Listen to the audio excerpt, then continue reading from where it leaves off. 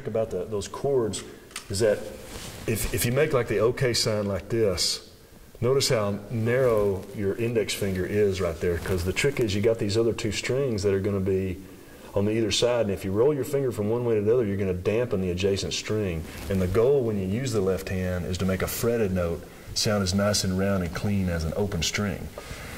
So if you make the OK sign, you notice that the finger is very narrow, but if I roll it over just a little bit, it's like twice as fat. And so in other words, when I go to note a string, I want to use the very tip of my finger. So if I break that knuckle is curved, and there's like a really kind of narrow place I can use each of my fingers. And I got big hands, but that way I'm off of the adjacent string.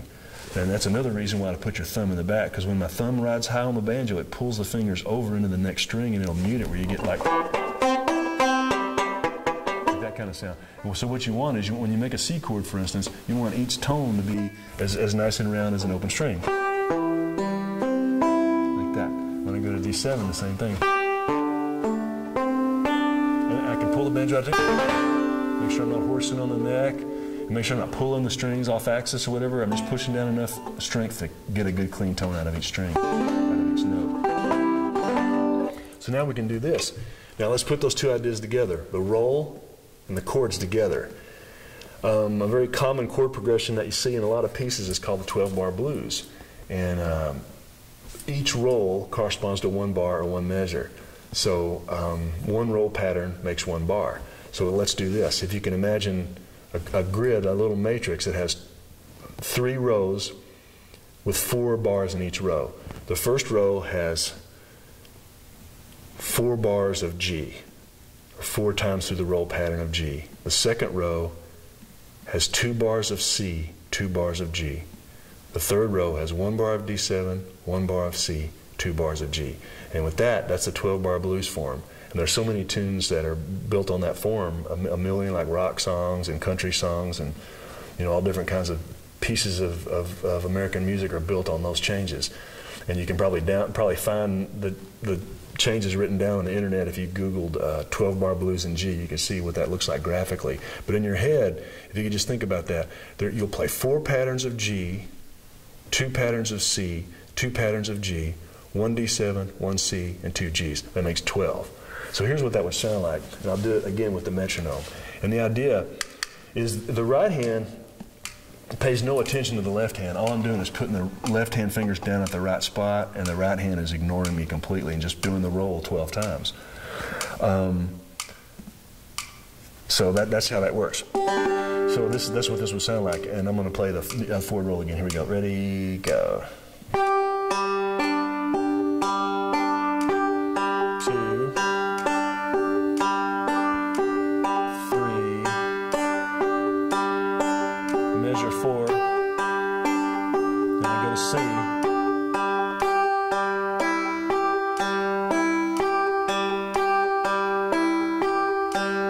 back to G,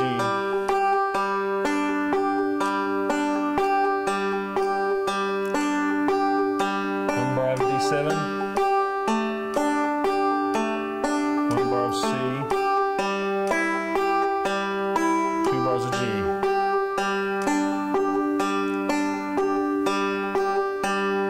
Let's start again. Here's the beginning. 1, 2, 3, 4. Then I go to C for 2 bars.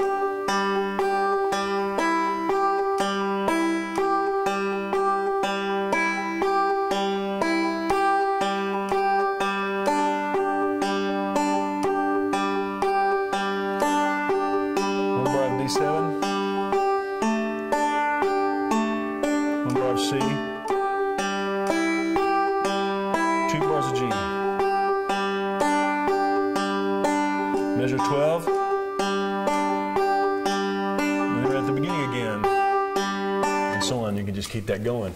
And the idea would be, if you could learn to do that right there, you're doing a whole lot of stuff. You're learning a chord progression, you're learning to change chords, you're learning the 3 most common chords in the key of G, you're learning to roll the banjo, you're learning a whole bunch of stuff. So just that goal right there is a really, really good goal.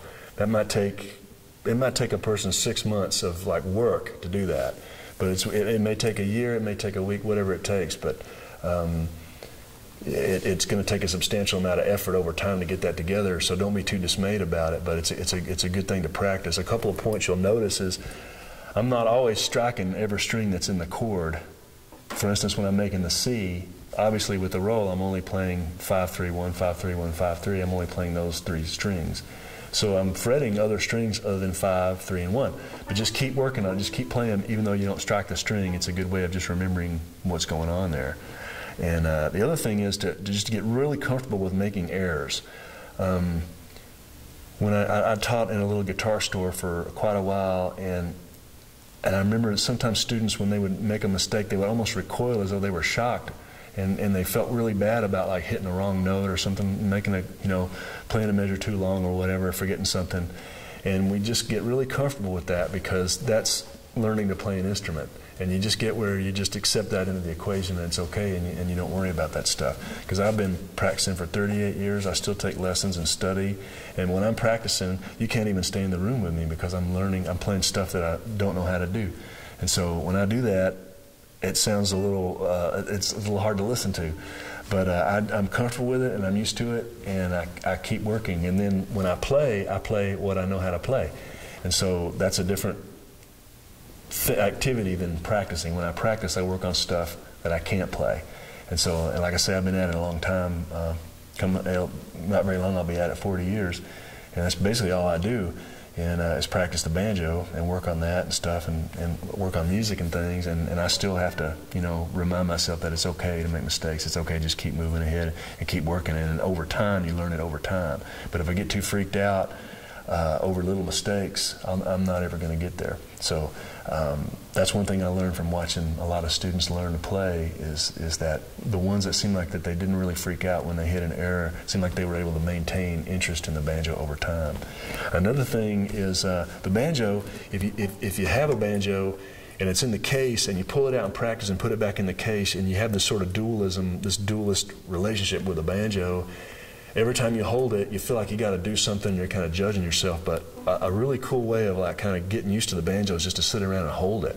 Like just to get used to it being in your lap. Maybe if you're on the phone, you can hold the banjo. If you're watching TV or if you're doing something on the computer, just hold the banjo and get used to it being in your lap, because it has a certain feel to it and everything, and you sort of get comfortable with it like a pair of jeans that you've had for a long time or whatever. You get used to it, and it helps you just to sit around and hold it even if you don't do anything.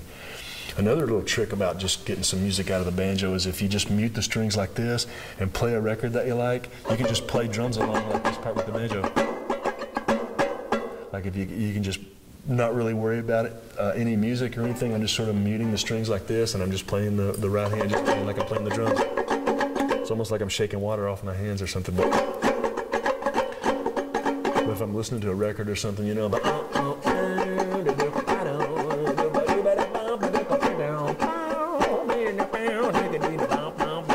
I don't have to worry about melodic content or rhythmic content, but it's just a way of kind of getting comfortable with the banjo and listening to music and sort of relating to this external source of a rhythm or melodic thing or whatever.